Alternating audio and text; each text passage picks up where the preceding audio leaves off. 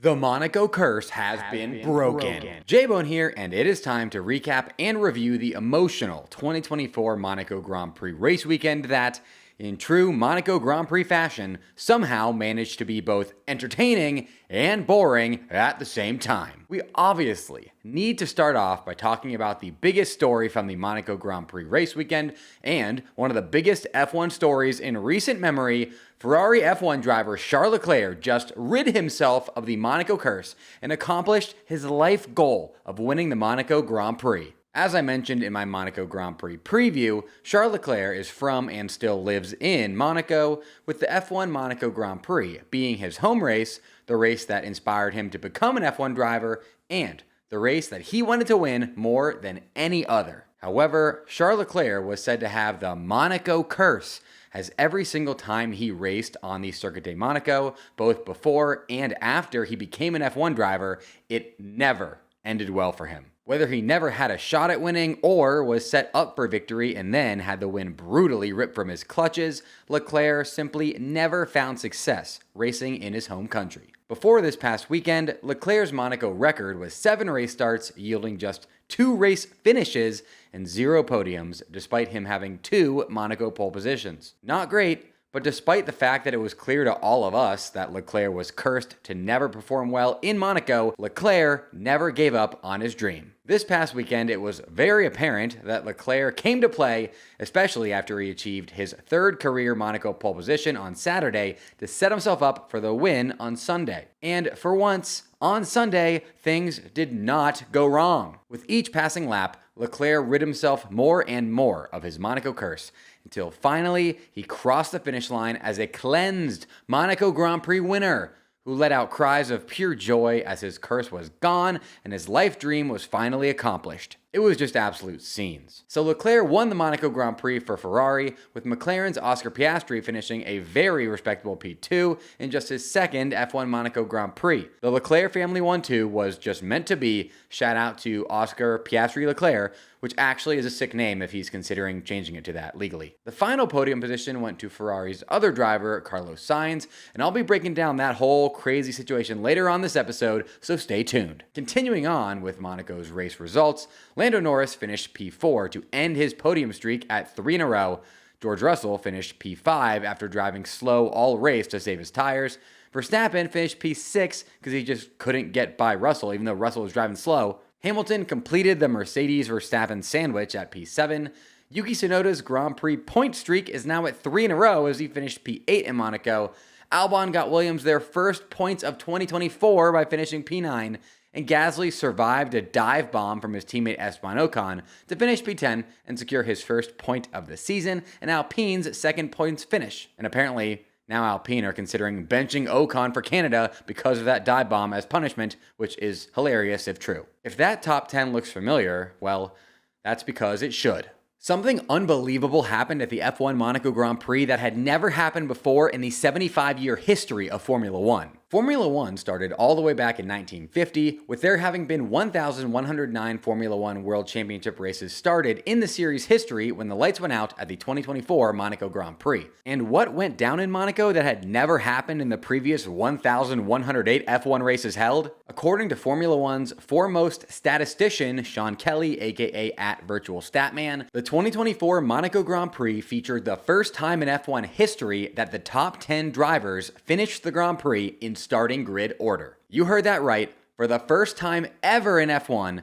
the top 10 when the lights went out at the beginning of the race was the exact same as the top 10 when the checkered flag came out at the end of the race. To make matters even wilder, Kelly claims no previous F1 race had ever seen more than the top 6 drivers finish in the positions they started in, and this race featured all 10 of the point scorers. If you're looking for an explanation here, this happened because a red flag at the beginning of the race gave every team a free pit stop. Since Monaco is only a one-stop race, and pit stops are the main avenue through which drivers gain or lose positions in Monaco, since on-track overtaking is so difficult due to how narrow the circuit is, this pretty much removed all overtaking from the race. Hopefully this boring result is the catalyst that brings about some design changes when it comes to the Monaco Grand Prix that make Monaco a more exciting race going forwards, instead of what's often just a post-qualifying parade of the qualifiers in qualifying order. Regardless, I still cannot wrap my head around how crazy that F1 fact is. There was only a 1 in 1,109 chance of that happening, apparently. Back to Charles Leclerc, though. Charles Leclerc just drove masterfully in Monaco in order to secure his first ever home Grand Prix victory. And if you're trying to master something like Leclerc has mastered racing in Monaco, you should check out my sponsor, Masterclass. With Masterclass, you can learn from the best to become your best. Masterclass is the only streaming platform where you can learn and grow with over 200 plus of the world's best, and you can access Masterclass on your phone, computer, smart TV, or even in audio mode. If you want a winning mindset like Lewis Hamilton, to cook like Gordon Ramsay, or to win big in business like Mark Cuban, why not learn directly from them? Those classes and so many more are available for just $10 a month, which gets you an annual membership with Masterclass, granting you unlimited access to every instructor. Having lived in Austin, Texas for 8 years, I love Texas-style barbecue, and with Masterclass, I can learn how to smoke meats directly from Austin barbecue legend Aaron Franklin, so I can still have Central Texas barbecue even though I now live in Milwaukee. Plus, every new membership comes with a 30-day money-back guarantee. Don't wait another moment to start your learning journey with Masterclass. Right now, our listeners get an additional 15% off any annual membership at masterclass.com/formula. That's 15% off at masterclass.com/formula. masterclass.com/formula. Next up, here's how my 4 bona fide Monaco Grand Prix race predictions ended up. My first race prediction was that Max Verstappen would not win the Monaco Grand Prix, and ding ding, J-Bone got that one right. J-Bone! It's not been often that a Max won't win prediction hits in recent years, so I'm pretty proud of this one. Like I said, F1 is very even at the top right now, and anything can happen in Monaco, which is why I loved Max to not win, which he did not. He did not win. He didn't not win. He didn't win.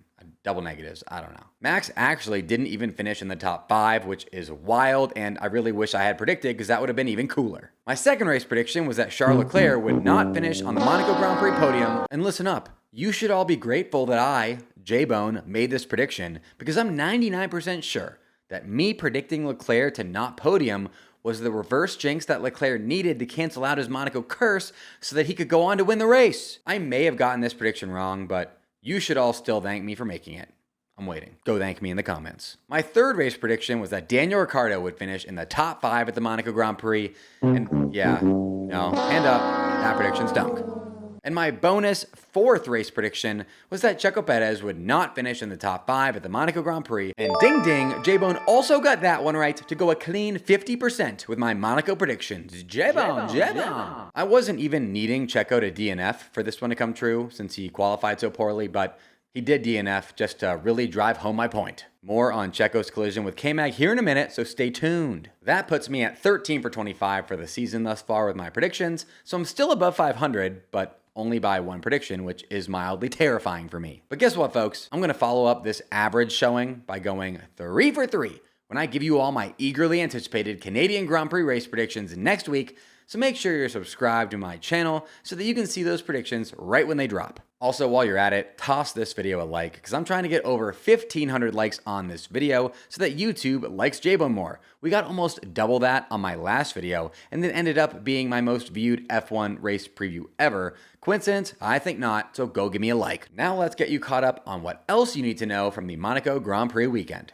First, one of the luckiest sports moments you'll ever see just went down at the Formula 1 Monaco Grand Prix. While they were fighting for second place on lap 1, Ferrari driver Carlos Sainz's left front tire touched the sharp floor edge of McLaren driver Oscar Piastri's car. This led to Sainz receiving a tire puncture that dropped him down the order from 3rd place to 16th place by the time the race was halted via red flag not long after Sainz's puncture due to a separate crash involving Checo Perez and both Haas cars. This situation looked like it was going to spell disaster for Carlos Sainz, who went from a podium position to a no-dium position in a matter of seconds, and who it appeared would be lining up P16 instead of P3 when the race restarted. However, Sainz got unbelievably lucky and was instead thrown a lifeline that saved his race thanks to a weird rule and an unlikely hero. You see, unlike with other motorsport series, Formula One does not use live GPS data or the eye test to determine the order cars are in when a race is red flagged,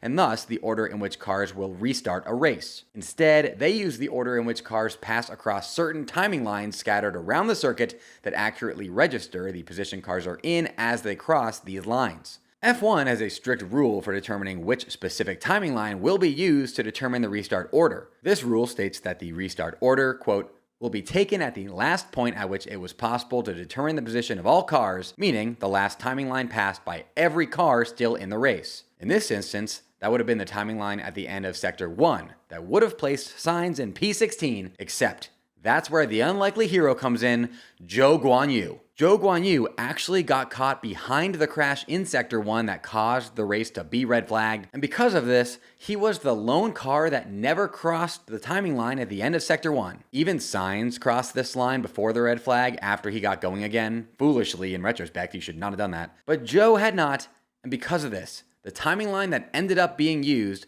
was the safety car line 2 all the way back at turn 1 that still had Sainz logged as P3. So Sainz restarted the race P3 and would go on to finish on the podium at P3, all thanks to a weird rule and Zhou Guanyu. I'm definitely not complaining, as Sainz deserved a ruling in his favor for once after what happened to him in both Australia and Las Vegas last season. Next, let's play a game called Whose Side Are You On? At the F1 Monaco Grand Prix, there was a collision between Red Bull's Checo Perez and Haas's Kevin Magnussen, and nobody can seem to agree on whose fault it was. So I'm going to present you with the evidence, and I want you to then comment below with whose side you're on. Are you Team Checo, Team K-Mag, or Team Stewards, who deemed this a first lap racing incident with neither driver predominantly at fault? In defense of Checo, Magnussen's front axle was never ahead of Checo's rear axle, so it was foolish of K-Mag to assume Checo would leave him a car's width up the inside at turn 2, especially with how narrow the Circuit de Monaco is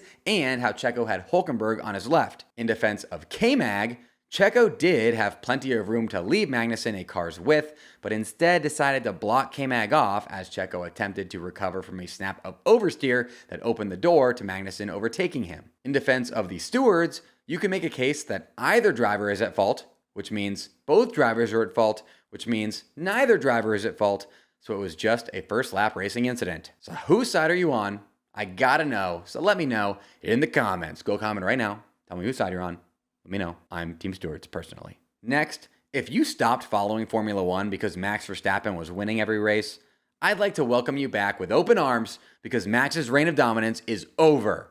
For now, at least. With Charles Leclerc's victory in Monaco, we've now had 4 different Formula One race winners from 3 different constructors through the last 6 races. To put that win spread in perspective, we only had 3 different F1 race winners from 2 different constructors through all of last season's 22 races combined. Formula One is so back, and you need to resume following it if Max Verstappen dominance scared you away, because races are finally competitive once again. I mean, Max Verstappen was plus money to win the Monaco Grand Prix even before qualifying, which is just bonkers. Your brain in 2023 literally could not comprehend that. Now, it's entirely possible that Max goes on to win every race for the remainder of the season and thus makes me look like a moron, but I just don't think that happens. Red Bull have just not looked like the same dominant, crazy, amazing Red Bull that we've become accustomed to as of late, and I cannot wait to hopefully watch them continue to lose ground to the other top teams for the remainder of the season. Just imagine if we end up with a drivers or constructors championship title fight on our hands in a few months, you guys. No, seriously, imagine it.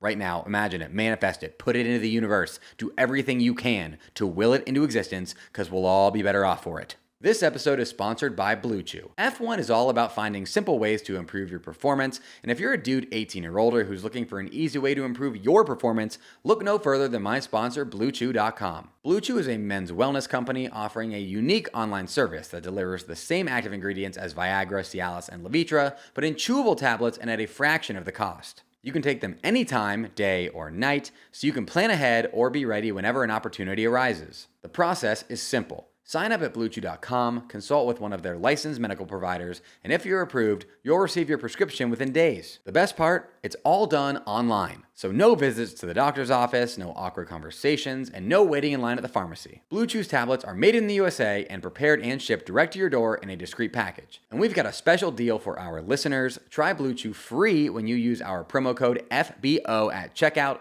Just pay $5 shipping. That's bluechew.com, promo code FBO to receive your first month free.